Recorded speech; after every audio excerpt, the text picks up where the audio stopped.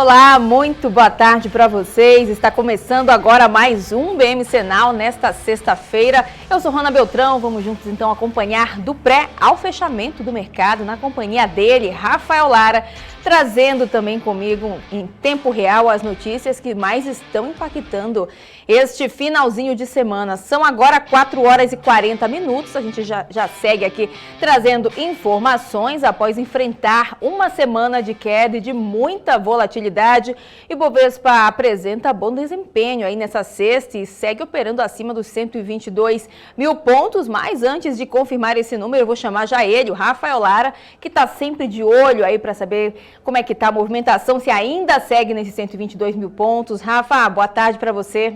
Boa tarde, Rana. Boa tarde para todo mundo ligado aqui no BMC Now. Rana, de fato, hoje o Ibovespa entrou no ritmo de sextou aí, está tentando recuperar as suas forças para entrar no fim de semana, talvez na segunda-feira com o pé direito, né? A gente viu essa semana o mercado feio, batendo 121 mil pontos e hoje, inclusive, ele começou ali numa mínima dos 121.568 pontos. Contudo, ele atingiu ali na tarde, né, nas 4 horas, 3h30, por ali, uma máxima dos 123.287 pontos, então talvez possa ser aí uma máxima renovável ainda nesse BMC Now dessa sexta-feira. O Ibovespa nesse momento opera em alta de 0,91% a 122.744 pontos. Entre as maiores altas do dia, a gente tem IRB disparando aí no pregão, subindo 4,26%, Santander subindo 3,71%, Eletrobras subindo 3,8% agora e passou Santander, Itaú Unibanco, né, Itube 4 subindo 3,10% e Embraer subindo 3,17%. JHSF, Banco do Brasil, Copel, Eletrobras, Ambev, Usiminas, Cirela, JBS e Hering também sobem forte nessa sexta-feira, aí também subindo mais de 2% nesse momento. Entre as maiores quedas do dia, a gente tem a MER3, né, a ação da Americanas SA, antiga Betal 4, caindo 2,02%, Petrobras, Petr3, caindo 1,06%, um cara ali, né, de uma correção, né, depois de uma forte alta ontem, né, de mais de 9%, Localiza caindo 0,60%, CCR e Klabin também caindo 0,7% e agora a Klabin caindo 1,05%. Rapvida, Multiplan, Cosan, BR Foods, Localweb, Fleury, Minerva e Suzano também caem, mas caem de uma maneira um pouco mais leve, aí abaixo do 1%. O dólar sobe 0,43% a R$ 5,25 e o Bitcoin tem uma forte alta de mais de 6% aos R$ 224.580. Rana. Obrigado, Rafa, pelas suas atualizações. Vamos aproveitar então, já dar um giro aí internacional, começando pelas bolsas estrangeiras. Vamos ver aqui como é que estão as bolsas americanas nesse momento. S&P 500 com ligeira alta aí de 0,12%, Dow Jones com alta também de 0,36%, mas a Nasdaq está aí com queda de 0,53%. Rafa já falou do dólar, vamos ver então como é que está o barril do petróleo, está em queda de 1,46%. E está sendo comercializado, portanto, por $68 o barril. E ainda de olho no mercado internacional, o presidente dos Estados Unidos, Joe Biden, anunciou, eu vou dar uma atualizada aqui, a gente teve um probleminha, opa, voltamos, vamos lá, anunciou que deu um passo aí para cortar as emissões de gases causadores do efeito estufa pelo país. Biden fez um decreto presidencial para fazer com que metade dos veículos vendidos em 2030 sejam elétricos. Para a gente entender um pouco mais sobre isso, a gente vai até os Estados Unidos saber um pouco mais com a nossa correspondente Giovanna Locatelli. Biden enfatizou dizendo que o futuro da indústria automotora nos Estados Unidos é elétrico. Essas medidas fazem parte de um plano mais amplo do governo Biden de combater as mudanças climáticas e deve começar com a emissão de carros e caminhões e quer tornar os Estados Unidos um líder industrial no segmento. A meta conquistou o apoio dos fabricantes, porém eles avisaram que vão precisar de subsídios e financiamentos governamentais. Após assinar o decreto, o presidente Biden embarcou em um Jeep elétrico, claro, e passeou pelos gramados da Casa Branca, buzinando e acenando para os presentes como uma forma de apoiar e garantir aí que essa medida será tomada. A General Motors, a Ford Motors e a detentora da Chrysler, a Stellantis, afirmaram em uma nota conjunta que estão ao lado do governo Biden e esperam atingir um volume de vendas entre 40% e 50% de veículos elétricos até 2030. Giovanna Locatelli, dos Estados Unidos, para a BMC News. E para a gente comentar, né, como é que foi o desenvolvimento aí no mercado financeiro durante a semana e também para repercutir aí como é que foi o dia hoje no mercado financeiro, a gente vai conversar com nossos convidados. A gente recebe hoje aqui no BMC Now o Robson Ortiz, sócio e trader da Crono Capital, e também o Gabriel Molo, analista técnico da Sara Invest, trazendo um panorama sobre os números que estão aí se destacando nesta sexta-feira, dia 6 de agosto. Seguindo aqui com o nosso giro de notícias, a Didi, gigante do transporte urbano por aplicativo, negocia com estatal sobre dados em relação ao controle, né, desses dados. O Rafa tem mais informações aí. Rafa, em que pé estão as negociações? Hanna, a empresa chinesa Didi está negociando com a empresa estatal de segurança da informação Weston para lidar com suas atividades de gerenciamento e monitoramento de dados como uma parte de seus esforços para aplacar reguladores na China.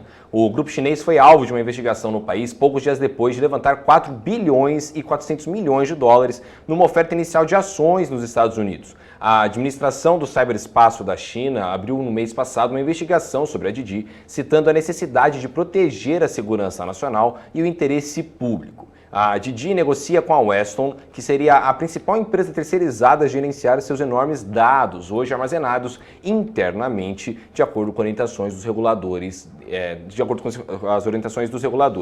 Duas pessoas foram as que deram as informações aí, conhecimento desse assunto, que ainda é muito fechado, Hanna, então a gente aqui na BMC News fica bastante de olho nessa notícia, né, Hanna? É isso aí, Rafa, a gente sempre de olho aqui em tudo que está saindo aí de novidade no mercado. Vamos falar agora sobre a Gerdau, né, que anunciou que vai investir 6 bilhões de reais em Minas Gerais pelos próximos 5 anos. O Rafa também tem mais informações aí pra gente sobre Gerdau, né, Rafa? Hanna, a Gerdau anunciou que vai investir um montante para aumentar a capacidade produtiva de laminados e em outras iniciativas que incluem energia. A empresa também informou que os recursos serão usados, né, em modernização tecnológica de todo o seu parque industrial no estado. Ontem já tinha sido informado que a companhia vai instalar um novo laminador de bobinas a quente na usina de Ouro Branco, com capacidade para 1.000 toneladas por ano. Hanna. Valeu, Rafa. A fabricante de componentes e carrocerias de ônibus Marco Polo anunciou hoje que vai conceder férias coletivas em fábricas no Brasil por conta da escassez de componentes eletrônicos usados no processo de produção.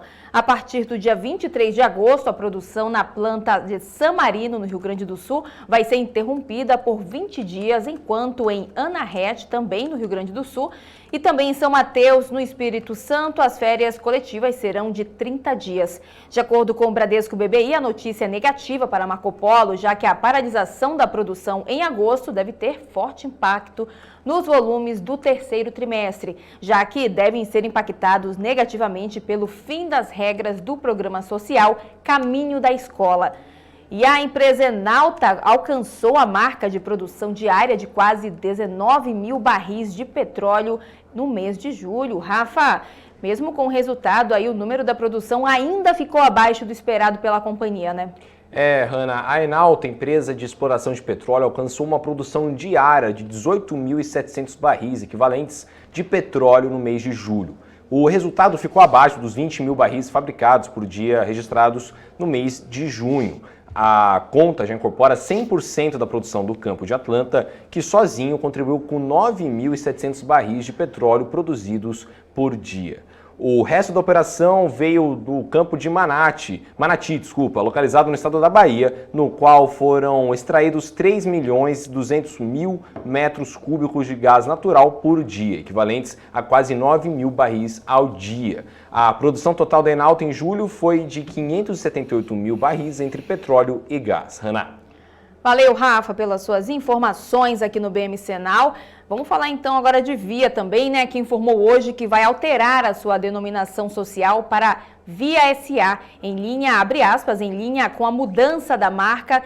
Comunicado ao mercado e no dia 25 de abril, a alteração também será marcada pela troca do ticker da empresa na Bolsa, que passará a ser chamada Via 3 a partir do dia 16 de agosto. De acordo com o comunicado, o novo posicionamento, a nova assinatura também corporativa e a alteração do código reforçam a estratégia da companhia, que quer ser reconhecida como a melhor via de compras de todos os brasileiros, como eles gostariam de encontrar. E a Câmara dos Deputados aprovou o texto base do projeto de lei que abre caminho para a venda dos Correios. Foram 286 votos favoráveis à proposta e 173 contrários. Nos planos do governo, o leilão da estatal deverá acontecer nos 6 primeiros meses do ano que vem, em uma venda de 100% da empresa. Até que isso aconteça, o projeto de lei precisa ser aprovado no Congresso e a aprovação do texto base foi mais um passo em direção à privatização, mas os deputados ainda precisam votar os 10 destaques apresentados pela oposição. Se passar na Câmara, o projeto seguirá para o Senado Federal e o governo pretende vender integralmente os Correios e fazer da nova empresa privatizada uma concessionária que irá prestar os serviços postais que hoje são monopólio da União, em um regime que será regulado pela Anatel. Os Correios têm hoje cerca de 90 mil funcionários. Seguindo aqui com o nosso giro de notícias, agora são 4 horas e 51 minutos.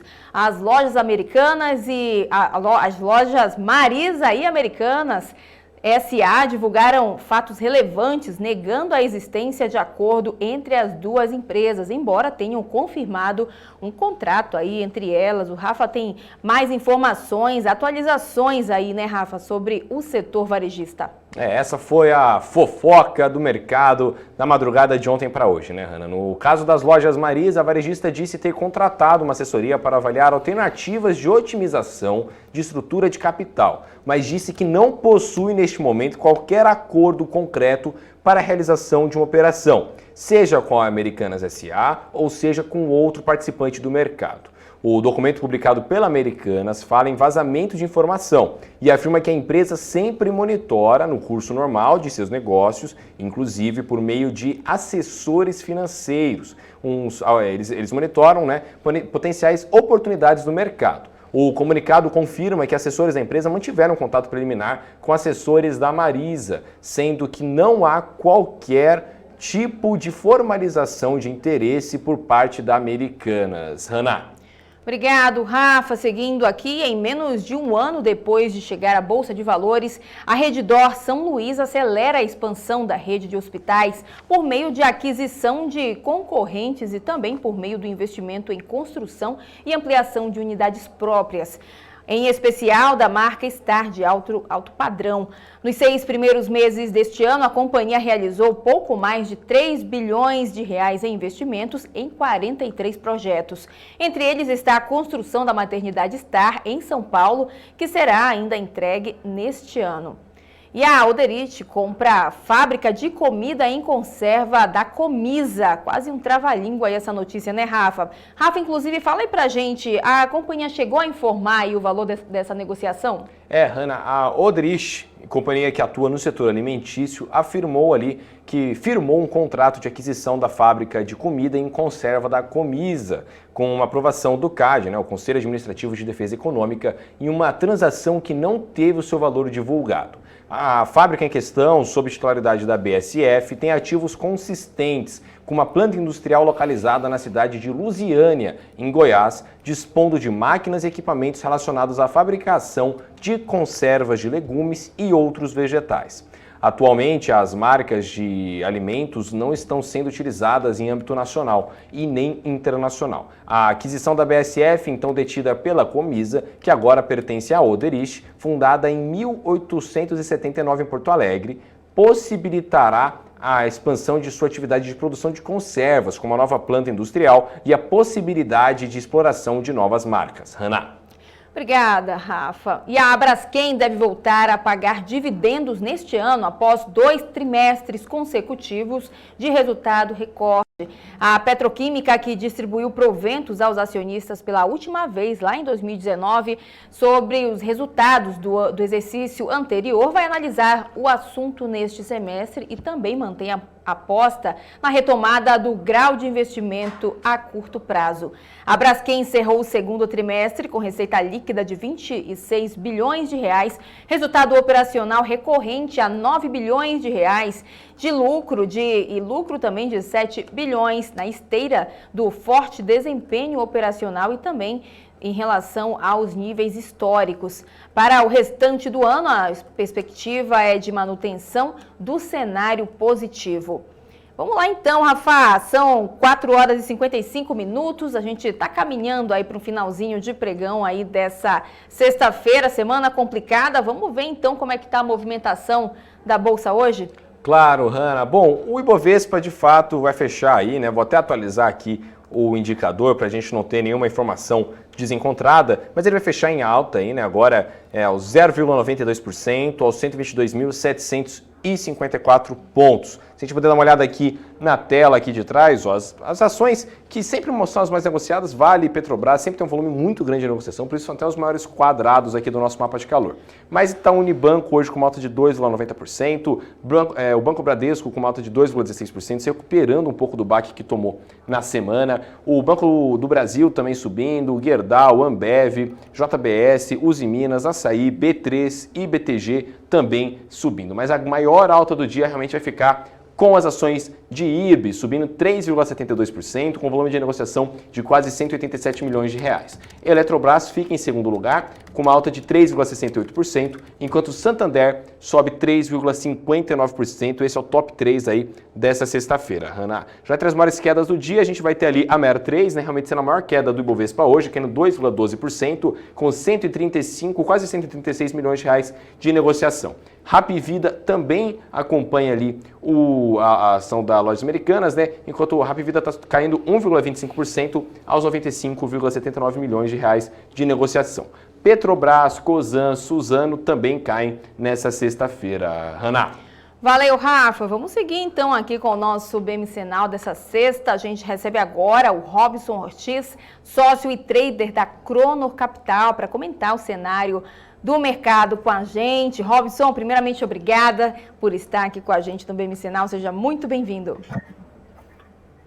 Muito obrigado, Hanna. Tudo bem, Rafa? Boa tarde.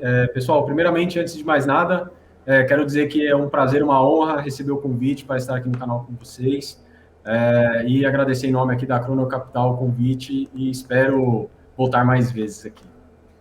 Opa, com certeza. E olha só, Robson, fica à vontade aqui com a gente. Não tem tempo ruim, né, Rafa? Pode falar o tempo que você achar necessário. Já separa aí o seu cafezinho, a sua água, que aqui é um bate-papo, pode ficar bem tranquilo. Vamos começar então?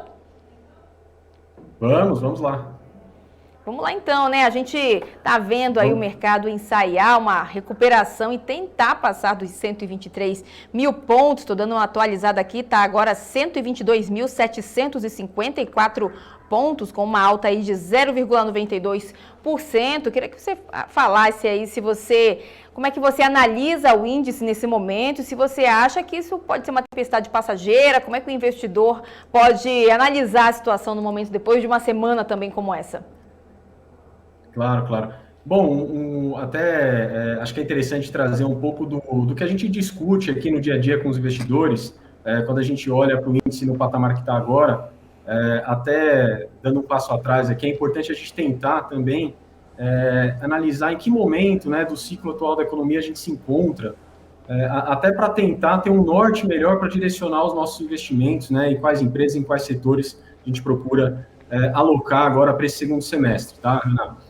Até voltando um pouquinho aqui para a gente tentar analisar o que eu acho que é interessante, a gente costuma conversar bastante aqui no dia a dia, tentar justamente encontrar, olhando para cenário, né, olhando aqui para ciclo econômico, o que a gente pôde observar, que nesse primeiro semestre ficou claro aí, né, o avanço aí das commodities, então o setor aí de mineração e siderurgia que teve um desempenho muito forte, né? É até interessante, né? Historicamente, quando a gente olha pós uma crise, pós uma guerra, é normal que a retomada, o crescimento acelerado, justamente a demanda por commodities seja muito forte, e aí a gente observa esses setores tendo um movimento muito mais forte, mais pujante ali, foi o que a gente observou nesse primeiro semestre, tá? Agora, olhando já para o segundo semestre, e até pegando um gancho aí no que você colocou, poxa, 121 mil pontos, bolsa está voltando, investidor indeciso, juros subindo,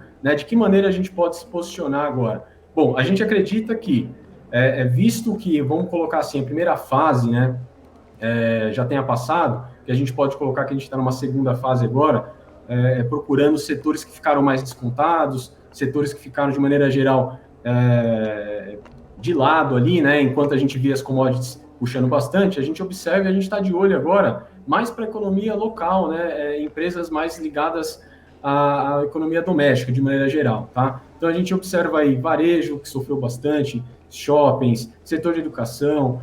Então, assim, ainda que tem ainda bastante incerteza de maneira geral, a gente está vendo isso, tem muita incerteza, tanto no campo político, fiscal, com relação também a questões de notícias relacionadas à China, né, com relação à regulação no setor privado, que, aliás, foi muito forte, né, principalmente no setor educacional, tá? Então, assim, a gente busca agora fazer alocações, né, que de maneira mais diligente, e principalmente olhando para setores que ainda têm um certo desconto, principalmente small caps, tá? Então, acho que no balanço agora, a gente pode colocar que temos uma rotação de setores, tá? Essa rotação de setores fica claro que a gente observa um movimento de realização de lucros, tá certo?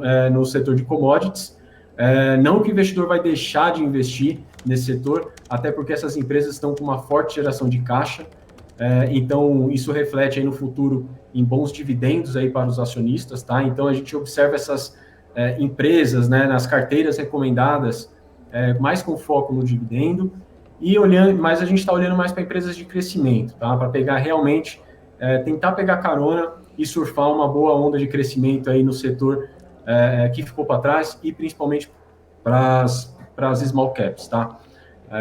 Por exemplo, Via Varejo, que apesar do bom desempenho nos últimos 2 pregões, quando a gente olha aqui o acumulado, né, das ações, por exemplo, nos últimos 30 dias, está negativo e bem forte, né, praticamente ali em linha aproximadamente 20%.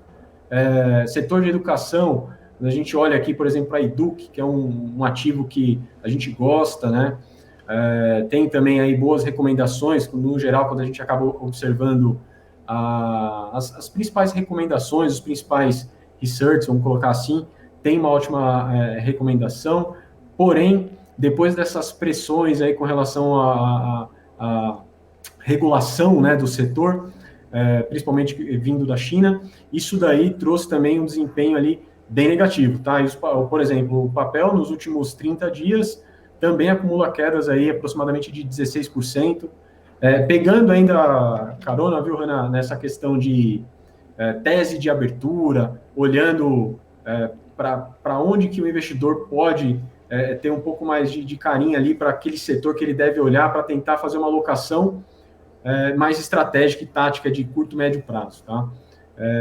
A gente tem também observado o efeito da reabertura, tá? Então, o efeito da reabertura, obviamente, a gente vem observado conforme o avanço da vacinação acontece, vai aumentar o fluxo, é fato, e com isso a gente espera uma retomada melhor nos shoppings, por exemplo.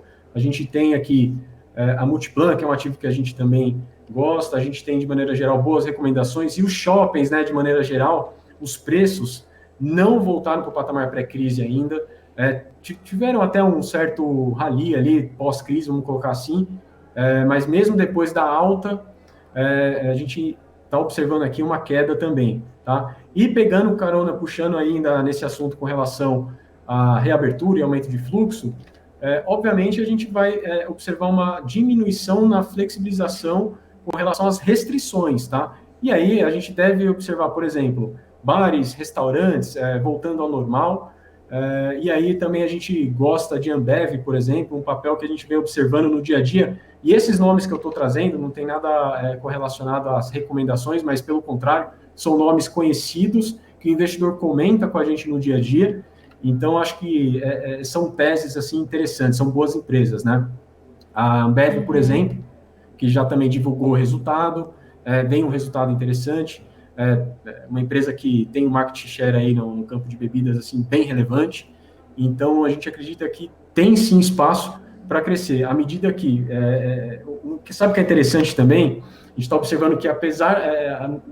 na medida que essa abertura acontece, os bares, restaurantes, de maneira geral, tendem a abrir, vamos colocar assim, no horário normal, a tendência é que vai aumentar as vendas, naturalmente. E esse é um canal de venda que você tem uma margem maior. Então, a gente acredita que os próximos resultados tendem a ter uma melhora nas margens, visto que o canal de venda que você tem uma margem muito maior vai funcionar praticamente aí num horário normal, né? Comparado às margens no supermercado, por exemplo, que são mais apertadas, tá? Então, realmente, assim, de novo, né, a tese de reabertura, acho que são setores ligados à economia doméstica e empresas que, de maneira geral, tendem a desempenhar um bom resultado agora para os próximos trimestres e para o próximo ano, principalmente, né? Obviamente, o risco e a incerteza maior que a gente está observando hoje, não tem como fugir, é a variante Delta, que pode ou não atrasar essa questão da reabertura, principalmente para o varejo tradicional, vamos colocar assim, as lojas de rua, shopping center, bares, restaurantes.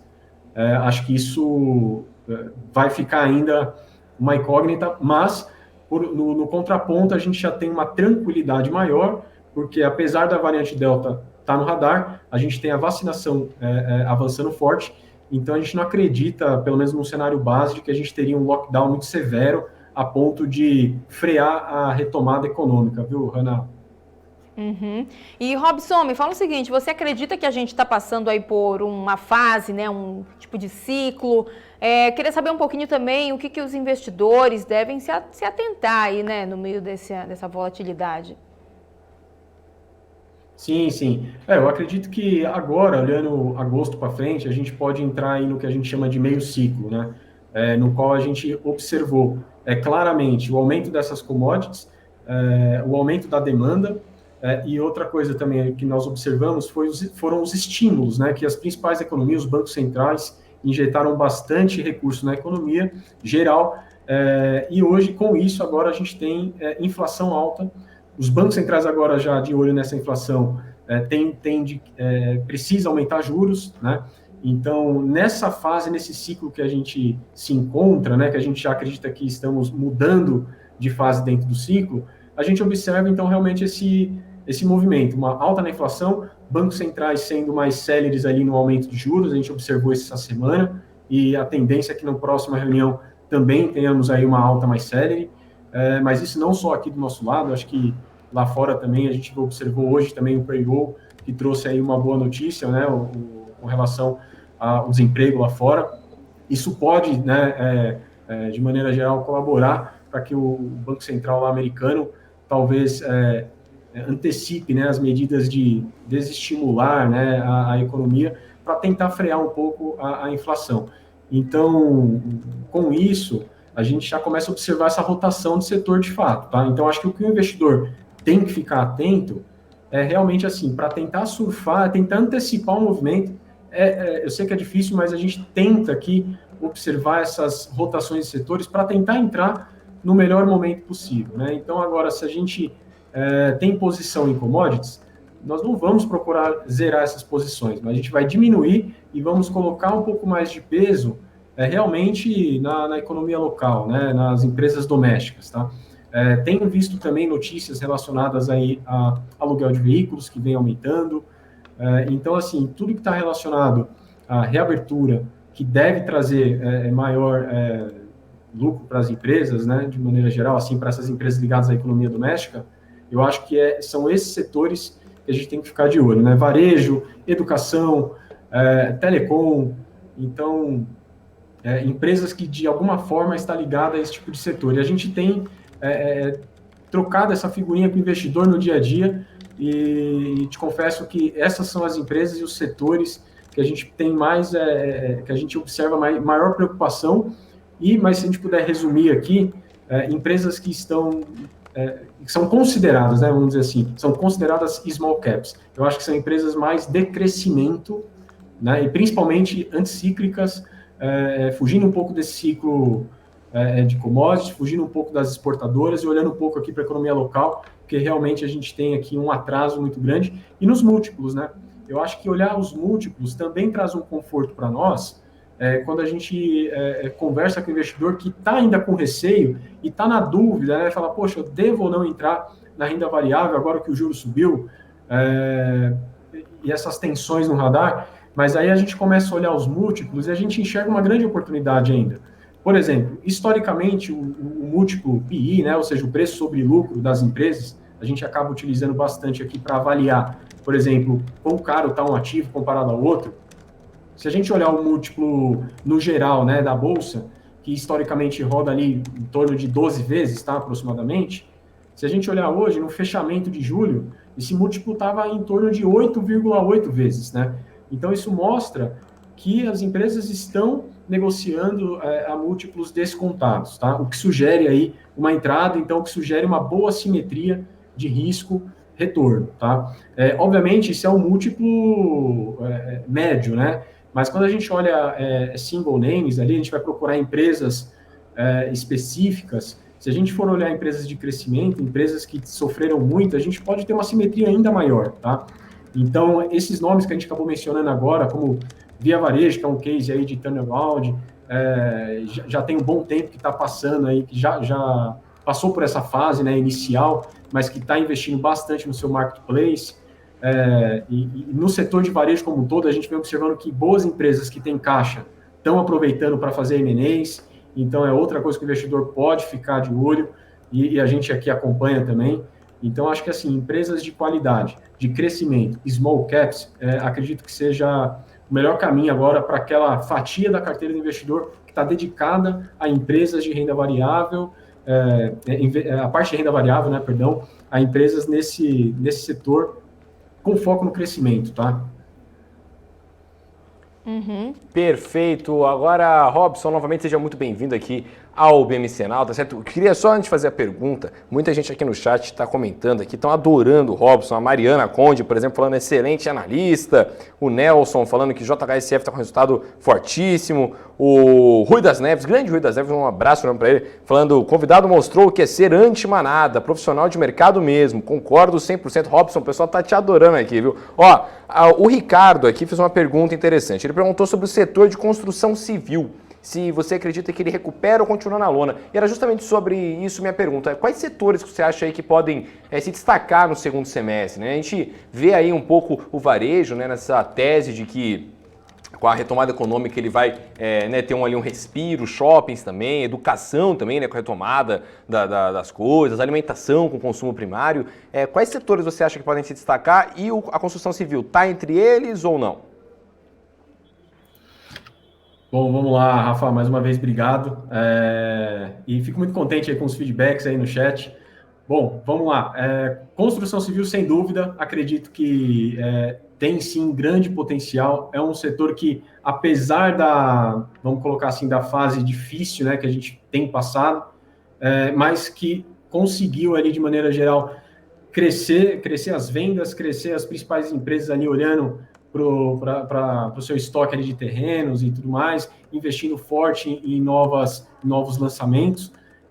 Mas a gente tem o lado dos juros, né? Os juros baixos, então ajudou muito o setor, apesar, né? A gente observou isso ano passado inteirinho, que apesar de toda a crise, as vendas, né, dos imóveis têm aumentado, inclusive o preço dos imóveis tem aumentado também, né? Agora a gente já observa aí com juros mais altos, talvez aí as taxas de financiamento não seja tão atrativa ainda quanto nós vimos aí no ano passado, mas continua em níveis baixos, tá?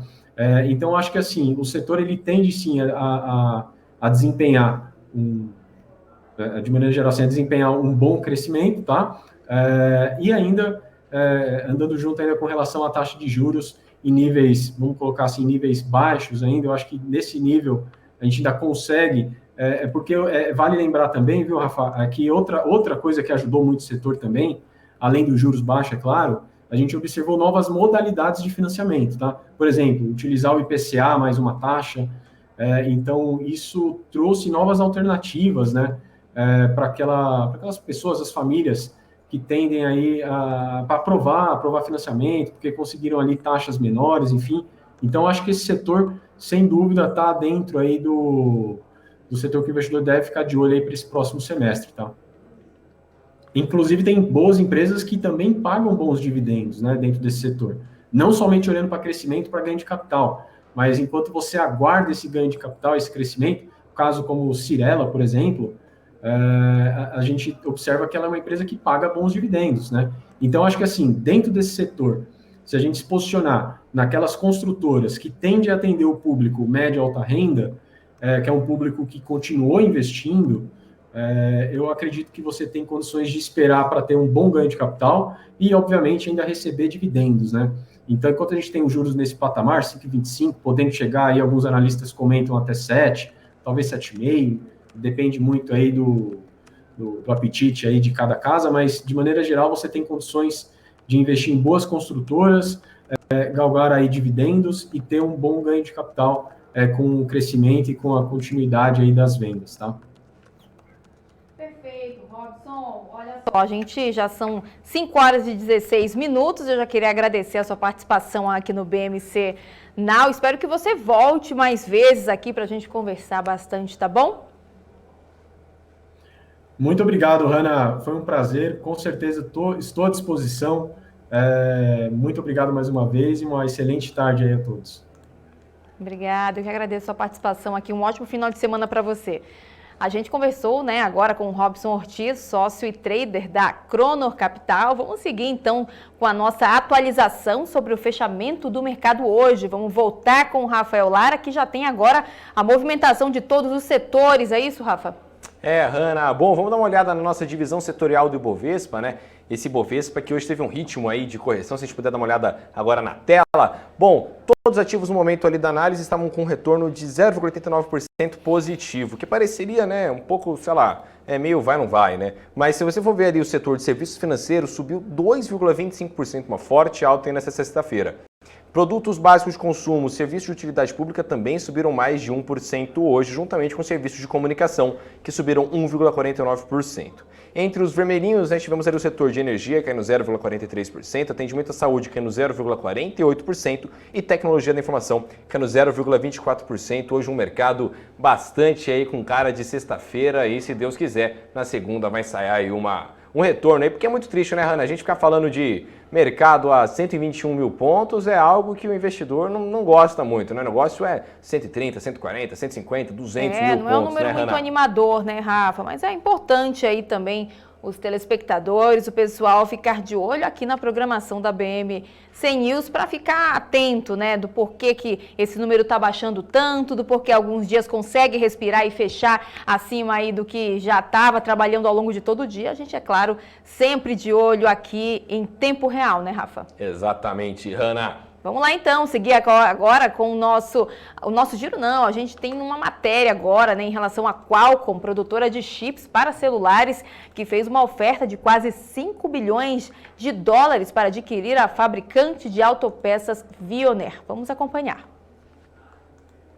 A oferta de 4 bilhões e 600 milhões de dólares para comprar a Veoneer, fabricante sueca desenvolvedora de tecnologia automotiva, ficou 18,4% acima da proposta feita no mês de julho pela canadense Magna International, por 3 bilhões e 800 milhões de dólares, aprovada por unanimidade pelo Conselho de Administração da Veoneer, que afirmou que a proposta ainda será avaliada pelo Conselho da Qualcomm. Com a crescente procura por sistemas de assistência ao motorista que oferecem recursos como alertas de colisão, ajuda para estacionamento, alguns com programas de coleta de dados de câmeras e radares para o monitoramento da área no entorno do veículo, interpretando a situação antes de disparar em alguma ação. Especialista em chips para dispositivos eletrônicos móveis, a Qualcomm tem fornecido microprocessadores para montadoras de veículos há pelo menos uma década. No ano passado, a companhia lançou a sua própria linha de sistemas chamado Snapdragon Ride. antes da proposta de compra, a Qualcomm já havia feito uma parceria com a Veoneer para desenvolver uma plataforma de software e chips para um sistema de assistência a motoristas.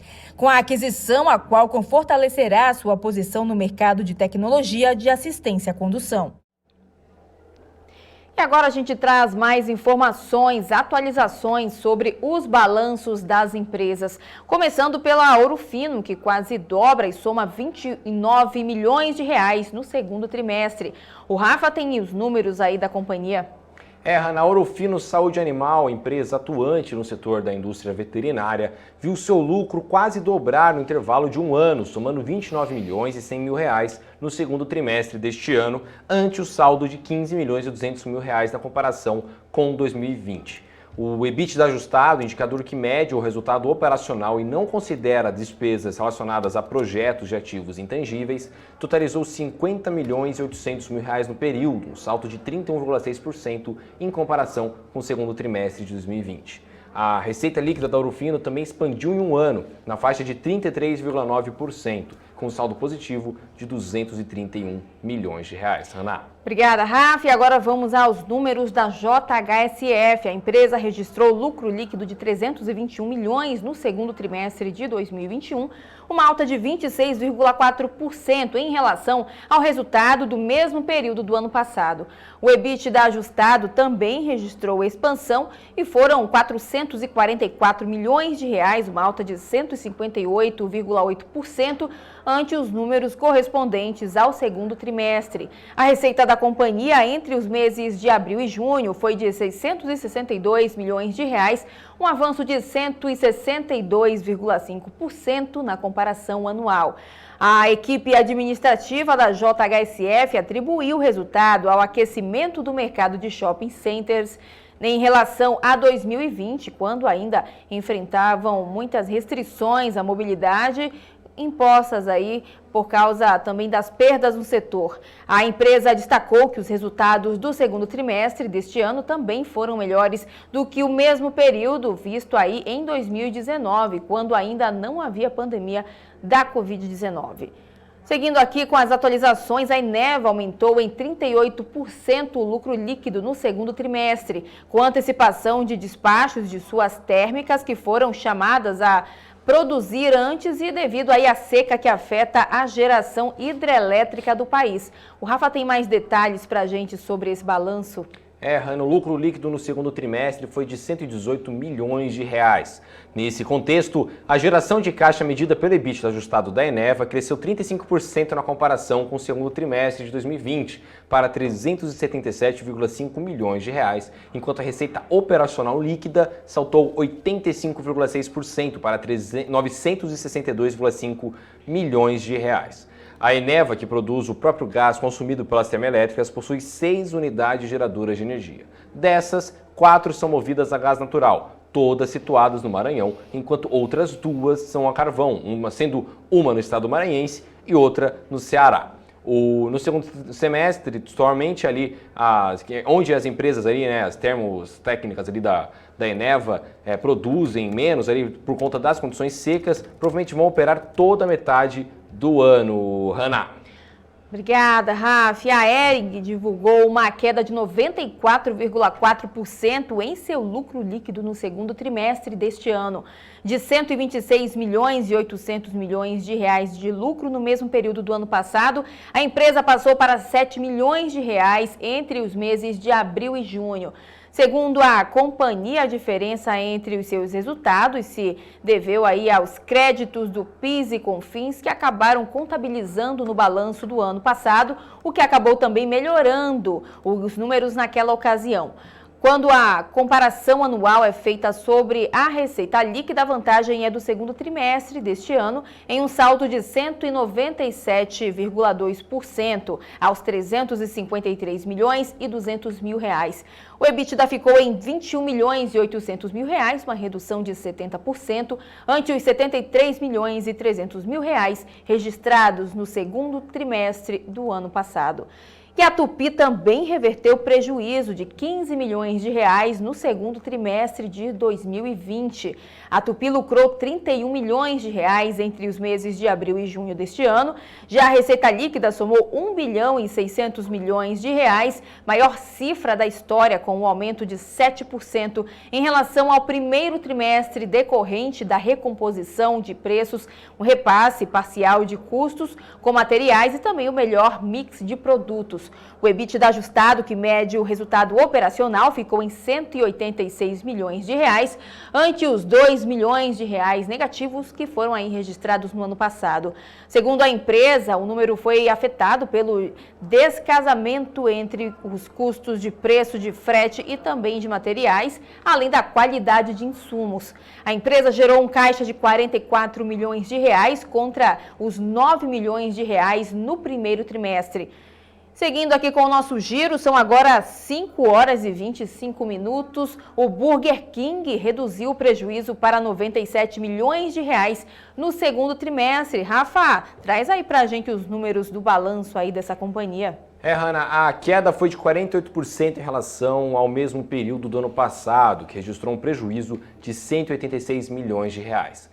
A receita líquida somou 567,9 milhões de reais, uma alta de 94%. Já o EBITDA ajustado somou 10 milhões de reais. A rede de fast food também apresentou um aumento de 94% na receita operacional líquida no último trimestre, somando 567,9 milhões de reais, frente aos 292,7 milhões no encerramento do segundo trimestre de 2020. Quando comparado ao desempenho de janeiro a março deste ano, a receita operacional líquida subiu 1%. Hanna.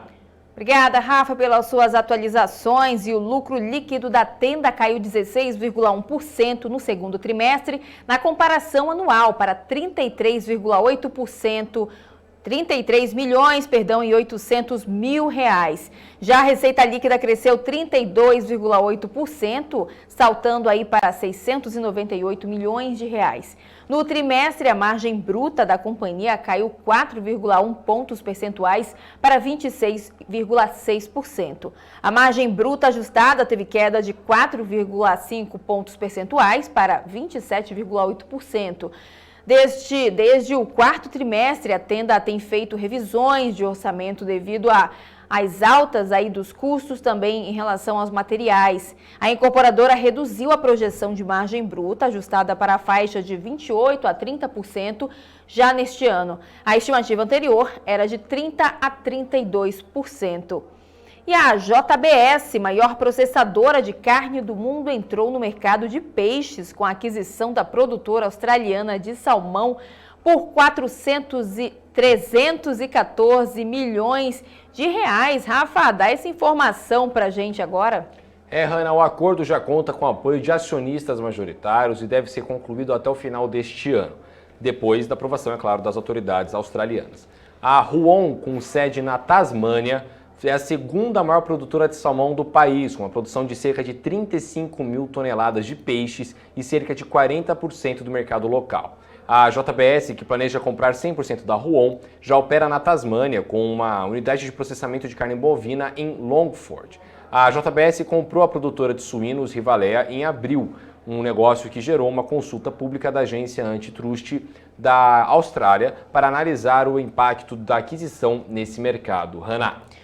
Obrigada, Rafa. Seguindo aqui com a nossa atualização de balanço, a produção agora, a gente muda um pouquinho o assunto falando aí sobre os veículos. A produção de veículos caiu 2% em julho na comparação com o mês anterior, segundo dados aí da Anfávia. Foram produzidos mais de 163 mil veículos no sétimo mês de 2021, somando aí carros de passeios, utilitários leves, caminhões e também ônibus.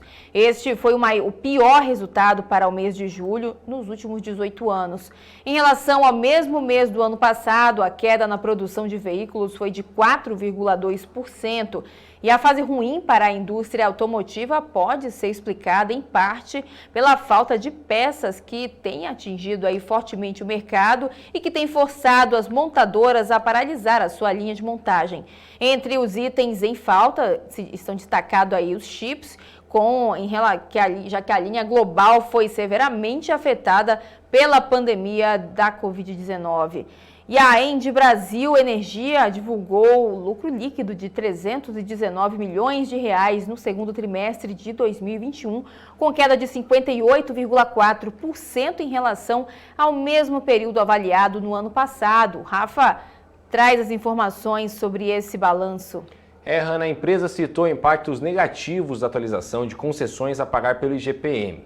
O lucro líquido recuou 28% ante o segundo trimestre do ano passado. O EBITDA ajustado da controlada da francesa Engie atingiu 1 bilhão e 530 milhões de reais no trimestre até junho, uma alta de 19,7% na comparação com a mesma etapa de 2020. A empresa ainda apurou uma receita líquida de 3,13 bilhões de reais no segundo trimestre, uma alta de 16,6% no ano a ano. E aqui foi ali impulsionado, o resultado foi impulsionado pela implantação de sistemas de transmissão, que representaram 25% da receita consolidada no período. De acordo com a empresa, a aceleração da inflação, que impacta a correção das concessões, está influenciando positivamente o preço médio de venda de energia. Hanna. Obrigada, Rafa. E agora mudando um pouco de assunto, falando sobre os impactos da taxa Selic a 5,25% para bancos. Hoje pela manhã, o Vitor Carvalho, analista da InvestMind, comentou no programa BMC News sobre os impactos da decisão do Copom em aumentar 1 ponto percentual a taxa básica de juros aos bancos. Vamos rever e acompanhar aí o que foi comentado. Prazer falar contigo. Com esse aumento da taxa Selic, isso vai favorecer os bancos pelo um aumento do prêmio, né, da taxa do empréstimo, ou não? Vai prejudicar os bancos na medida que esse crédito se torna mais caro e há uma perda no volume? Primeiro prazer aí falar com você, ela também. Respondendo a sua pergunta, eu acho que você tocou nos pontos chaves, né? No fundo, um aumento de juros, ele tem o seu lado negativo, quando a gente fala da atratividade do crédito, mas ele também pode gerar alguma positividade em relação a spread, né? E a gente, tradicionalmente, no Brasil, associa muito spread a juros, né? Se a taxa de juros está alta, a tendência é que o spread seja alto. E mais recentemente, a gente tem observado que essa dinâmica tem alterado um pouco e que o movimento da taxa de juros nem sempre reflete, de fato, o movimento dos spreads bancários. E a gente acaba ligando isso muito mais à maior concorrência, né? A maior competitividade que esse setor vai conseguindo ter. Então, a gente não vê os spreads, né, os prêmios crescendo tanto nesse meio tempo, porque, enquanto isso, diversas outras empresas estão ameaçando esses bancos grandes, né, com melhores serviços, com tarifas mais baixas. Então, necessariamente, o spread também tem que caminhar numa direção de maior competitividade. Então, a gente acaba vendo mais pela forma negativa de tratar esse momento de crédito, talvez com um pouco mais de pessimismo. A gente tinha já projeções muito agressivas para as carteiras de crédito dos bancos, né? Até pensando num crescimento geral do crédito no país, e talvez esse aumento da taxa de juros possa influenciar umas projeções um pouco mais modestas no longo prazo, para crescimento de carteira. Só que, assim, os bancos costumam superar também, tá, as estimativas de projeção de crédito no Brasil, principalmente os bancos privados. Então, a gente está falando de Itaú e Bradesco. Acaba que o Banco do Brasil já tinha uma dinâmica de buscar maior rentabilidade ao invés de maior quantidade, então a gente já via que era uma dinâmica um pouco diferente, mas a gente acredita que essa subida, primeiro que na taxa de juros, já estava muito precificada, a gente já vinha discutindo isso e as próprias projeções já apontavam isso, então até as curvas ali de crédito também já estavam ficando um pouco mais arrefecidas. Então, assim, não vejo grandes surpresas, mas, na minha opinião, eu acho que pesa mais pelo lado negativo do crédito do que pelo positivo dos prêmios. Vamos lá, então. São agora 5h33. Eu já vou chamar o Rafael Lara para a gente falar agora sobre as criptomoedas. Assunto aí que o Rafa acho que não ama tanto, né, Rafa? Tá muito por fora, né? Só que não. Rafa, vamos ver como é que tá a cotação agora?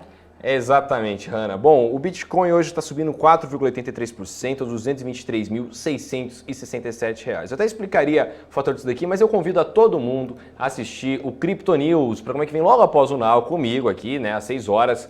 E hoje eu vou receber o grande André Franco, lá da Empíricos, né, um dos maiores especialistas de criptomoedas aí do Brasil, sócio da Empíricos. A gente vai comentar um pouco não só sobre o Bitcoin, mas principalmente sobre a nova atualização do Ethereum aí, que promete, né, o Ethereum que pode passar o Bitcoin, será que vai passar, será que não? Quais são as criptomoedas aí do momento, onde é que você pode colocar seu dinheiro, enfim, fica ligado aqui no Crypto News, daqui a pouquinho às 6 horas comigo e chamaremos hoje aí, temos como convidado o grande André Franco. Hanna. Tá certo, ó, já tá feito o convite aí para todo mundo que gosta de entender um pouco mais sobre o mundo das criptomoedas. O Rafa vai comandar daqui a pouquinho. O Rafa sempre muito por dentro do assunto. Mas antes de começar o Crypto News, vamos dar continuidade aqui com o nosso BMCenal. A gente recebe agora o nosso segundo convidado do dia, o Gabriel Molo, analista técnico da Sara Invest, que vai fazer a leitura do dia aqui com a gente. Gabriel, primeiramente, boa tarde para você, seja muito bem-vindo aqui no BMCenal dessa sexta-feira. Sextou por aí, Gabriel? Boa tarde, tudo bem? Tá quase, ainda não consegui cestar, mas daqui a pouco é a hora. Daqui a pouco já é hora de cestar por aqui também. Vamos lá. Vamos lá analisar a Ibovespa, mas antes, já queria pedir para o pessoal que está nos acompanhando, já colocar sua mensagem aí no nosso chat, colocar as empresas que vocês querem que a gente analise aqui com o Gabriel, para não ter briga depois, né, Rafa? Já vai colocando aí que a gente vai lendo em ordem. Vai mandando aí, gente. Né? Quem vai chegando aí, a gente vai colocando numa fila até a hora que a produção fala chega, acabou por hoje, não tem mais espaço. Vamos lá, então? Vamos lá. Então, posso começar pelo Ibovespa? Pode, vamos lá, vamos dar uma olhada na Ibovespa aí que batalhou para chegar nos 123 mil pontos, mas não foi muito bom, né? Acabou fechando aí nos 122.754 pontos, né? Isso aí. Então, eu não sei se vocês se lembram na semana passada, mas eu estava discutindo bastante a ideia de perder esse canal de alta, né? E lá na sexta-feira, ele acabou perdendo, né, com volume bom. E aí, assim que ele perdeu esse canal, a ideia é que agora ele inicia aí uma retração um pouco mais acentuada. Ele chegou nesse suporte aqui dos 121.560, mais ou menos. No entanto, ele aparenta que o movimento de queda pode continuar ali até os 118.450 ou mais. Por que isso? Ele tem aí essa grande onda de alta para realizar um pouco, né? E aí, após essa realização, ele vai pegar um pouco de força em níveis mais baixos e voltar a subir. A questão é aonde é o fundo agora, né? Então, a gente está vendo ele trabalhar nesse suporte aqui, com essa pequena acumulação, mas os gráficos ainda indicam que ele pode perder esse suporte e chegar um pouco mais para baixo, ali, pelo menos no 118.450. Beleza, então, ó, vamos já olhar aqui, ver as empresas que o pessoal tá mandando. O pessoal tá comentando aqui bastante, né? Vamos ver aqui quem mandou. Rafa, o pessoal tá mandando tanta mensagem, Rafa, que eu já tô perdida aqui. Ó, vamos lá. O Fábio, tá certo. O Fábio mandou. Perguntando sobre a MER3, você pode analisar a MER3 aí. Hoje é uma das maiores quedas do dia, né, Hanna? Ele inclusive pergunta aqui, né? Faliu, não Claro, faliu? será que Vamos descobrir. Exatamente. A MER3 aí, esse gráfico lindo aí, que era da Betal, né? Betal 4 antes, B2W. Bem, a MER3, ela segue aí nessa tendência de baixa, tá? Por enquanto, o gráfico não deu nenhuma indicação de reversão. Vocês podem observar aqui que pelo canal de baixa, ela ainda tem bastante espaço para cair, né? Então, por enquanto, a tendência de baixa continua na MER3 e eu não vejo ainda um ponto de reversão. Ela precisa, no caso, continuar até os 40 e 25, ali fazer uma reversão e aí tentar se desfazer, né, desse canal de baixa ali no longo prazo, tá? Mas, por enquanto, infelizmente, não deu nenhum ponto de reversão no gráfico. Perfeito, então, Gabriel. Bom, o Fabrício Lima aqui, né, o segundo da fila, mandando sobre VIVT3, VIVT3 aí, telefônica. Vamos lá. Hanna, você fala muito no telefone? Olha, já falei bastante, hein?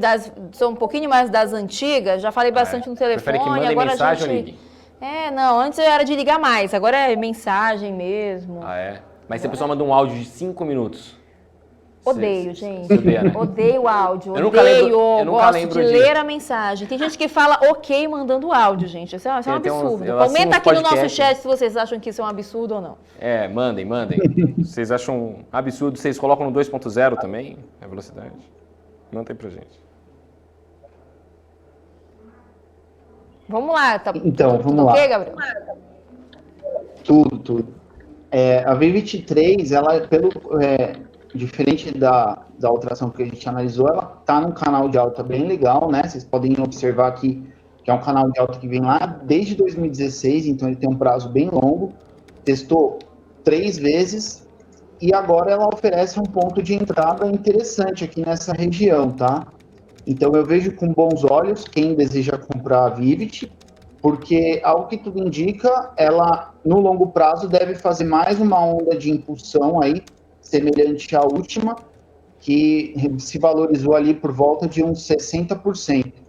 Então, é bem interessante esse canal de alta, ele tem bastante consistência. Eu acredito que a gente aqui pode surfar ele bem legal, tá bom? Tá certo, então, Gabriel. Bom, o professor Lucas Esmeraldo já tinha perguntado sobre a MER3, né? A gente já falou aqui de MER3. Então, o Lame 4, se você puder analisar aí, lojas americanas aí, Lame 4, que hoje também caiu, não? Acho que hoje caiu. Hoje caiu aqui no nosso gráfico. Ela também segue em baixa, né? Você vê que ela, na verdade, ela tá perdendo aqui, ó, um suporte bem antigo. Ela segue em baixa e, por enquanto, não tem nenhum ponto de reversão, né? Ela provavelmente vai continuar a tendência de baixa. Então, não há o que fazer, tem que esperar ela fazer um ponto de reversão para ir pensar em uma nova compra, tá? Mas, por enquanto, é a tendência de baixa que prossegue. Perfeito, Gabriel. Bom, o LB Agro aqui perguntando sobre IRB. IRB3 e RBR3. Se você puder analisar aí, grande IRB, polêmica. Vamos lá. Então, IRB3, ela está tentando fazer aí um fundo, né? Você vê que ela testou várias vezes essa região de preço, tá? E ela está tentando fazer um fundo. No entanto, ela não rompeu essa linha de tendência de baixa de longo prazo. Então, por enquanto, as compras, elas são muito arriscadas, porque são contra a tendência principal, né? Porém, se na próxima semana ela romper essa resistência, fizer uma realização e o nível de preço ficar acima dessa linha de tendência de baixa, pela análise técnica, a gente já pode considerar que há uma reversão de tendência de longo prazo em andamento, e aí pode ser uma boa oportunidade de comprar a IRB, visando aí, né, a recuperação dos preços. Primeiro ali por volta dos 8,70, após ali os 12,66, mais ou menos. Mas eu ainda sugiro um pouco de cautela, porque ela precisa fazer esse movimento que eu falei de reversão. Perfeito. Então, Gabriel, bom, o Fabrício Lima aqui está perguntando sobre Cyrela, Ciri3, se você puder analisar para a gente aí. A grande Cyrela, claro. Setor de construção aí. Então, a Cyrela, ela acabou perdendo aí aquilo que eu acreditava ser uma possível ponto de reversão, né? Então, vou tirar aqui para não atrapalhar. Eu tinha deixado esse canal na semana passada, não sei se vocês se lembram, mas agora ela segue aí até pelo menos o fundo desse canal de baixa, e a gente tem que ver se aqui vai ser um ponto de reversão. Por enquanto, as compras em Cyrela não são uma boa alternativa, visto que ela deve continuar caindo ali até os 18,74 e se perder esse suporte até os 17,17 mais ou menos. Perfeito, então, Gabriel. Bom, Agora o Cristiano Ferreira perguntando sobre Simpar, né? SIMH3. Se você puder analisar aí pra gente, por favor. Claro. Simpar que tá numa disparada aí, né? Ação, um gráfico aí gigante aí. Bem, a Simpar, ela continua aí, né, numa tendência de alta bem forte, um movimento bem significativo, e por enquanto eu não vejo pontos de reversão, né? Ela deve continuar nessa tendência de alta, apesar dessa realização pontual que ela fez nesses últimos pregões, ela está assentando aqui nesse suporte e pode oferecer um ponto de compra assim que ela romper a máxima de hoje, né? Que seria ali por volta dos 67,10. Então, ela está num ponto bem interessante, uma tendência de alta bem bonita. Eu não vejo muito problema numa compra para esse ativo. Perfeito, então, Gabriel. Bom, o Rui das Neves aqui perguntando sobre Small 11, o ETF aí de Small Caps, né? Small Caps que estão aí no mercado, às vezes tomam um baque, né? Enfim, ela tá aí nesse vai e volta esse ano.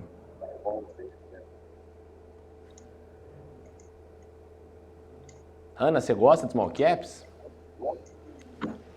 Olha, eu gosto sim, Rafa. É importante, né? A gente tem que sempre também olhar a longo prazo, aí, ó. Tá vendo? Ó, o gráfico de Small Caps, tá vendo? Ele a longo prazo ele compensou lá. O pessoal que pegou ali, né, ano passado, né, na crise, realmente ali, ó, teve uma queda enorme ali, mas depois ele voltou aos níveis dele. O pessoal acabou se dando bem, né? Exatamente. Gente, mandem aí no chat, vocês gostam de Small Caps? Gente, vamos interagir aí no nosso chat. Sei que já sextou aí pra muita gente, mas pra gente ainda não. Vamos comer. E falando de Small Caps, um grande abraço pro grande Marcos Saravalli, viu? Do Small Caps Exponenciais aí. Um evento aí imperdível que eu assisti, enfim. Bom, vamos lá, Gabriel. Manda bala aí. Vamos lá. O Small 11 está fazendo um movimento semelhante ao do Ibovespa, né? Ele perdeu aí esse canal de alta, que ele vinha aqui desde novembro de 2020. Sentou nesse suporte, vem testando ele. No entanto, o gráfico indica que ele pode continuar perdendo esse suporte até ali o nível de 134,72. Chegando nesse nível, a gente tem que esperar para ver se isso é um fundo, né? Se for um fundo, aí o ângulo de valorização muda, ele passa a fazer um ângulo menos inclinado, mais ou menos nessa inclinação aqui, tá? Mas, como eu disse, ainda é só uma projeção, né? É melhor aguardar os preços mostrarem que ali é um fundo, um potencial fundo, né, para a gente poder desenhar o novo canal de alta e aí começar a fazer as compras de Small 11. Perfeito, então, Gabriel. Bom, vamos lá. O El Chapo tinha falado aqui sobre alguma coisa na hora, né, que eu acabei não pegando aqui, mas o professor Lucas Esmeraldo perguntando sobre Magalu 3 aí, empresa da grande Vamos lá. Luísa Trajano.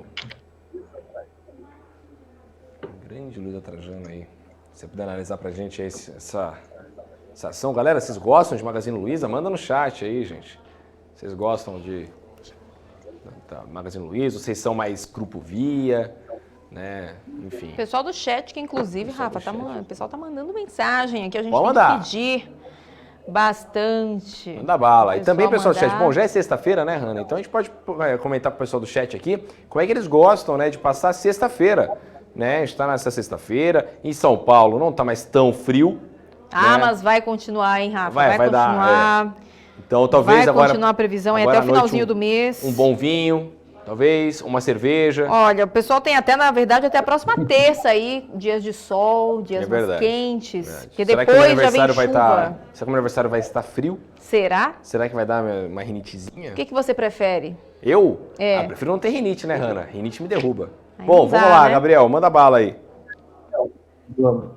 Então, a MGLU, ela está numa realização, né, bem acentuada e, no entanto, dentro desse canal de baixa, ela está montando uma possível reversão, né? Então, você vê que ela testou legal esse suporte aqui da região dos 19,90 fez uma formação aqui que parece ser um fundo, então a gente precisa esperar um pouquinho para que na próxima semana ele pelo menos chegue ali na região dos 21,68. E aí, a partir daí, eu acho que já vale a pena começar a pensar em compras, visando ali esse canal o teto do canal de baixa, desculpa, e aí, porventura, estoura o canal e ela volta para a tendência de alta de longo prazo, né? Vocês podem ver, ela é bem grande e bem bonita, né? A tendência de alta dela de longo prazo vem desde lá de 17, tá? Então, é uma tendência bem bacana. Então, por enquanto, um pouco de cuidado, porque ela parece estar fazendo uma reversão, mas precisa confirmar para a gente poder falar que vale a pena começar a comprar. Perfeito. Gabriel, bom, o Etnan Gonzaga, desculpa, tinha falado sobre Cyrela, mas Cyrela já foi. E o professor Lucas Esmeraldo, então, veio depois e perguntou sobre SLC-E3, né? SLC Agrícola aí, empresa agro, né, do agronegócio brasileiro, né? Uma empresa que tem tido aí uma boa performance na bolsa, né, Gabriel? Tem sim, ela tem surfado essa onda de commodity, se valorizou bastante, né? Ela está bem legal. Apesar de agora ela estar passando por uma pequena realização, como muitos ativos que se valorizaram bem, né, nos últimos tempos. Mas a tendência de alta dela, ó, de longo prazo, se mantém, tá vendo? Ela tem uma tendência bem legal de longo prazo, um canal de alta bem acentuado. E o que eu acredito para ela, Rafa, é que ela vai continuar essa realização, pelo menos ali até a região dos 38 e 88, e após essa região ser testada, ela pode começar a fazer um novo fundo, né? E aí, a partir disso, uma nova onda de impulsão, né? Uma nova onda de valorização, mas a gente precisa esperar essa reversão ocorrer para a gente poder realmente desenhar um fundo bonito, né? Sem ficar esse fundo aqui como eu estou desenhando agora, que é mais uma projeção, sem o ativo real. Então, é uma questão de esperar essa realização pontual passar, mas a longo prazo ela tem uma tendência bem legal. Perfeito, então, Gabriel. Bom, já são 5h50, galera, vai mandando aí pergunta, viu? Ó, últimos 10 minutos antes de vocês conseguirem aqui análise fresquinha técnica aqui. Bom, vamos lá. O Fabrício Lima veio e perguntou sobre Ânima, né? ANIM3. É Ânima, né? Ânima Educação. Beleza aí, tudo de educação. A bolsa que não sobe e desce danado, né? Por conta da crise, né? O coronavírus aí impactou muito as empresas do setor de educação, né? Você era uma pessoa estudiosa, Hanna? Ah, sempre estudando, sempre me atualizando. O que você tá cara rindo? Aí não dá, a cara né? de pau, pelo amor de Deus. Tá bom. A gente tá sempre se atualizando Hanna, aqui, você já colou né? em prova, Hanna? Você já o quê? Colou em prova? Olha, poderia dizer que não, mas eu estaria mentindo. Entendi. Mas Mas assim, também você não afirma. uma colinha ou outra, assim, né? Nada comum. Mas você não afirma também. A gente tinha um amigo... Também não posso gerar provas contra mim. Né? Tinha um pai de um amigo meu que falava que quem não cola não sai da escola. Eu achava isso um absurdo. Eu era nerd. Pobre coitado, né? As pessoas colavam de você, então, tá vendo? Eu era. Tá Só que vendo? tinha que ficar no fundão porque eu sou muito alto, né? Você ajudou muitas pessoas. Não, ninguém colou de mim, não. Como é que você sabe? Aí também se ficaram... Existem técnicas. Acontece, né? Técnicas de... Técnicas, exatamente. Depois você vai fazer um programa aqui só sobre técnicas de cola com a grande Hanna Beltrão. Exatamente. Falando pra gente aqui. Alô, estudantes, pais de estudantes também que querem prevenir, né? Seus filhos aí de colarem, fiquem de olho. Vamos lá, o Gabriel, como é que tá aí a Ânima pra gente? Vamos lá.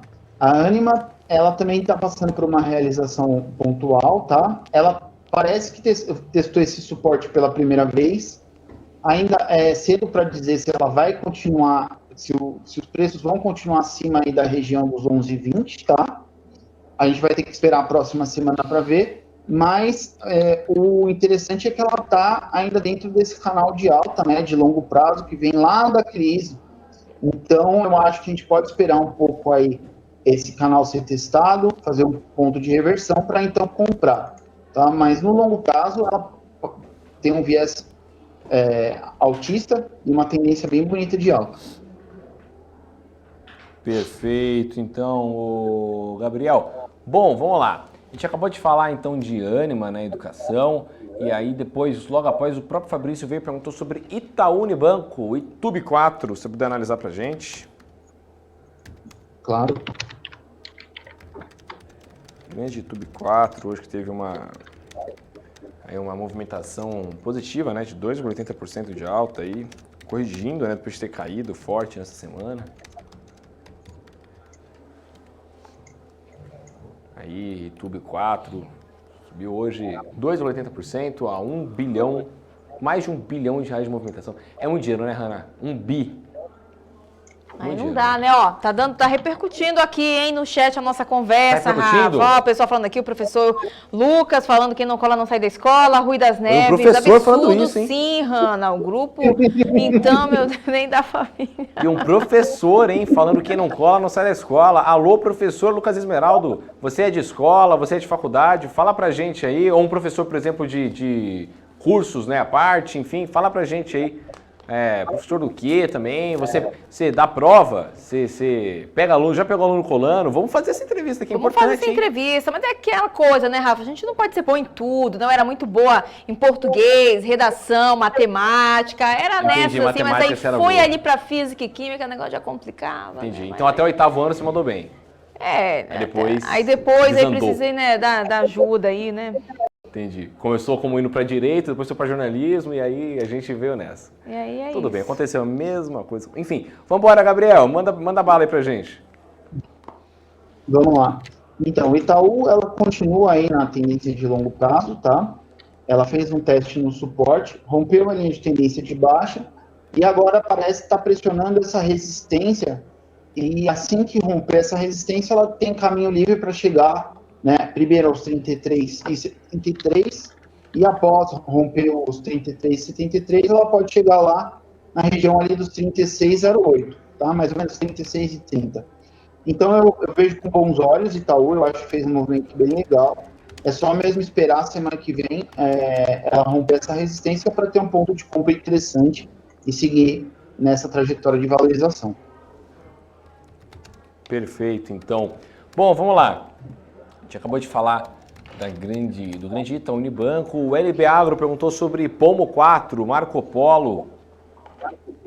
Pomo 4 aí, empresa de ônibus. Quase todo dia perguntam de Marco Polo aqui, né? De Pomo 4. A Hanna, que é uma grande busóloga, né? Entende tudo de ônibus. Tudo. Já andei bastante de ônibus, viu, Rafael? Absolutamente tudo de ônibus. Já andei bastante. Imagina. Inclusive, quando mudei para São Paulo, conheci São Paulo indo fazer entrevistas de ônibus, tá? Entendi. Já moro aqui há 7 anos, moro aqui há 7 anos, meu irmão morou 4 anos aqui, não conhece onde é Zona Tal, Zona Oeste, eu conheço tudo. Você era adora aventureira paulistana. Entendi, perfeito então. Olha, o João Guimarães falando aqui, colar é da hora, esse pessoal tá sem limites aqui nessa sexta-feira. O professor falou, inclusive, que ele é professor universitário em Brasília, hein? Então, aí, tá vendo? Colar na prova na época do ensino médio era até tranquilo. Agora, por exemplo, colar num TCC, aí já seria complicado, entendeu? Já é crime, no caso, né? Plágio é crime, não pelo amor de Deus. O El Chapo aqui abrindo o coração, colei só na última série e ainda reprovei. Que absurdo. Tá vendo só o sofrimento, gente? Então vamos continuar aqui então, com o Gabriel. Compensa, não é mesmo? Crime não compensa. Bom, vamos lá. Vamos lá. Como 4, ela está passando por uma realização, tá? E ao que tudo indica, ela vai chegar ali nos 2,58, que é o fundo do canal, e aqui ela pode fazer uma possível reversão, né? Essa realização é natural, já que ela foi lá nos 3,61, né? Bateu lá no topo do canal de alta, e aí ela iniciou a realização até aqui mais ou menos o fundo do canal de alta nos 2,58. Então aqui eu espero que ela faça uma realização e ofereça um ponto de compra interessante. E no longo prazo ela continua aí na tendência de alta com uma valorização bem interessante, tá? Então não tem muito segredo, é só aguardar mesmo essa realização terminar para poder começar a fazer as compras de Pomo 4. Perfeito, Gabriel. Bom, já são 5h57, vamos aqui para as nossas últimas ações aqui. Vamos lá, então. A gente acabou de falar de Pomo 4. Nossa, é tanta ação que eu até me perdi aqui no chat. Vamos lá. Bom, a gente falou de Pomo 4 agora, então logo agora abaixo viu o João Veg. Guimarães. Não, é VEG isso. João Guimarães, VEG 3, VEG 3. isso. Então vamos lá para a VEG. VEG 3 aí. Bem, a VEG ela continua, né, nessa realização aqui, ela rompeu a linha de tendência de baixa, mas ela está numa grande acumulação, né? Você pode ver que ela anda de lado aí desde o dia 23/7 de 2020. Então, assim, a princípio, eu acredito que ela deve continuar subindo, tá? Ela fez um movimento legal, testou o suporte, então eu acho que ela pode continuar subindo até os 42,07. No entanto, para romper esses 42,07, eu acho que vai ser um pouco mais difícil, dado essa acumulação bem grande aqui que ela está trabalhando aí há muito tempo. Mas a longo prazo, né, se a sua posição for de longo prazo, ela vem numa tendência de alta muito forte, né, então eu não vejo nenhum problema com ela. É mais no curto prazo, né, no médio, vamos dizer assim, médio prazo, que ela passa por essa acumulação, né, há um bom tempo. Perfeito, então, Gabriel. Bom, já são 5h58 aqui, vamos nos aproximando do fim aqui do programa. É o pessoal aqui falando, vamos lá. Bom, o último aqui foi o professor Lucas Esmeraldo perguntando se Suzano, SUSB3, SUZB3. Se você puder falar pra gente aí, por favor, Gabriel. Vamos lá, SUSB3, ela continua aqui nesse canal de alta, tá? Ela começou a testar essa semana esse suporte aqui do 53,60 e a gente tem que esperar para ver se na semana que vem ela começa realmente a marcar um fundo aqui e aí inicia a reversão ali até os 64,47, tá? Então a gente precisa ter um pouquinho de paciência, porque pode ser que isso daqui seja um novo fundo dela, e aí após essa realização grande que ela fez, né, desde fevereiro, ela inicia aí uma nova tendência de alta. Então a gente precisa esperar um pouquinho para ver como que ela vai se comportar na semana que vem e se isso realmente é o novo fundo dela, e aí a gente pode começar a ver a trajetória de valorização novamente. Perfeito. Então, bom, já são 6 horas. Muito obrigado a quem mandou aqui pra gente os tickets. Se você puder voltar a sua câmera aqui pra gente, por favor, Gabriel, pra gente poder se despedir aqui nessa sexta-feira. Claro. Aí, show de bola. Né, Hanna? Análise É ótima isso aí, hoje. ó. Vamos já começar encerrando aqui a nossa conversa com o Gabriel, olhando aí todas as empresas que o pessoal vai mandando no chat. O pessoal adora aí as análises do Gabriel. O pessoal gosta de interagir bastante, né, Rafa? Exatamente, Hanna. Bom, então muito obrigado, viu, Gabriel? E até semana que vem. Eu que agradeço a vocês. Muito obrigado e bom final de semana a todos. Obrigada, Gabriel. Um ótimo final de semana para você também. Então é isso, né, gente? Já comecei aí me despedindo, aí o Rafa, a gente se despediu aí do nosso segundo convidado, analisando aí as empresas, fazendo também um balanço de como foi o Ibovespa nessa sexta. Então já começo aí me despedindo também do Rafa, que daqui a pouquinho o Rafa não vai nem sair do estúdio. O Rafa daqui a pouquinho tem programa na área. Ah, exatamente, né, Hanna? A gente gosta muito de trabalhar aqui na BMC, então daqui a pouquinho... Fica aí já ligado, já são 6 horas já, então é bem rápido, é só tempo de trocar aqui, movimentar as câmeras, que eu estarei ao vivo no Crypto News, Hanna. E a gente se vê, eu e você aqui novamente na segunda-feira, né? É isso aí, Rafa, tá feito o convite. Então vocês fiquem de olho aqui que ainda tem Crypto News chegando na área, sob o comando do grande Rafael Lara. Então é isso, gente, um ótimo final de semana para vocês. A gente se encontra novamente na segunda-feira aqui, tá bom? Tchau, tchau!